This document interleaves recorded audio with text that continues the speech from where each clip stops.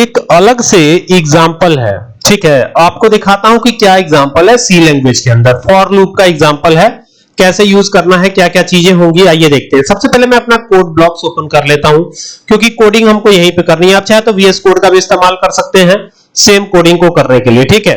यानी कि हम एक प्रोग्राम यहां पे लिखेंगे जो कि रिलेटेड टू सी लैंग्वेज होगा, और इसमें हमको ये पता करना है ना कि आउटपुट क्या आएगा।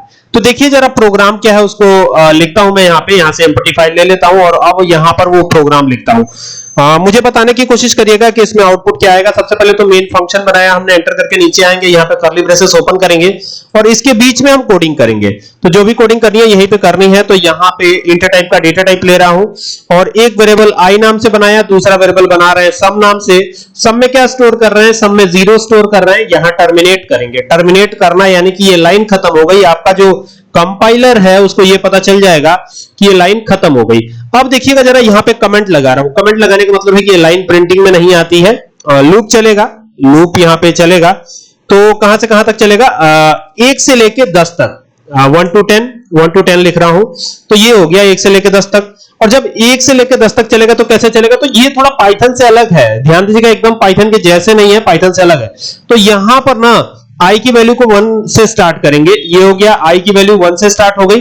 यहां टर्मिनेशन देंगे और टर्मिनेशन देखिए I is less than equal to. देखिए जब भी लेस देन इक्वल टू की बात करी जाए तो जो है इक्वल टू तक जाएगा ये पूरा, ठीक है। लेस नहीं रहेगा, लेस तो ठीक है लेकिन इक्वल टू भी है, तो इक्वल टू तक जाएगा और एक एक करके वैल्यू इसमें प्लस होगी, है ना।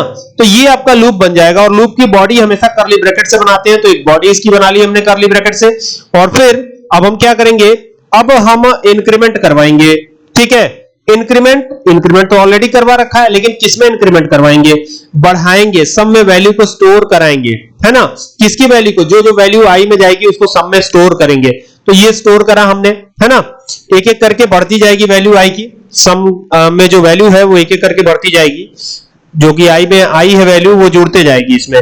और यहां प्रिंटफ लिखते हैं, प्रिंट नहीं लिखते, क्या लिखते हैं, प्रिंटफ लिखते हैं। और यहां पे मैं क्या कर देता हूं, लिख देता हूं सम ऑफ फर्स्ट FIRST 10 नंबर्स। ये नंबर्स हो गया, है ना, 10 नंबर्स कर दिया। और जिसमें जाके स्टोर होगा वो जस्ट इसके बाद लिखा जाएगा। लेकिन चूंकि हम बात कर रहे हैं इंटीजर की, तो इसका फॉर्मेट स्पेसिफायर %d होता है, तो %d लिख दिया हमने। बैकस्लैश n लगा देता हूं ताकि हर बार लाइन चेंज हो जाए। लाइन चेंज होने के लिए बैकस्लैश n।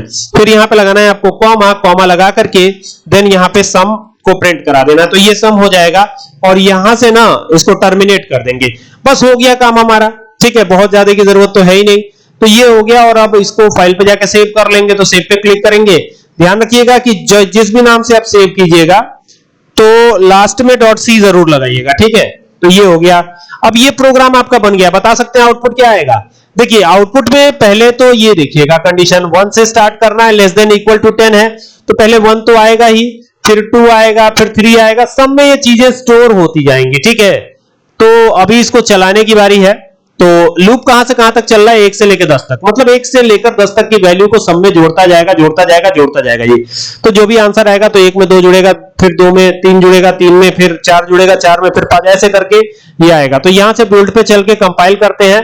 तो प्रोग्राम तो हमारा सक्सेसफुली कंपाइल्ड हो गया। यहां पर क्या करना है, रन करना है। रन पे क्लिक किया है। तो यहां पे देखिए यही चीज कि फर्स्ट 10 जो नेचुरल नंबर्स है या जो भी नंबर्स है उनका सम होके 55 आ रहा है। 55 आने का क्या मतलब है, कैसे 55 आएगा मैं दिखाता हूं आपको। देखिए मैं यहां कमेंट करके लिख रहा हूं। देखिए पहले 1 है,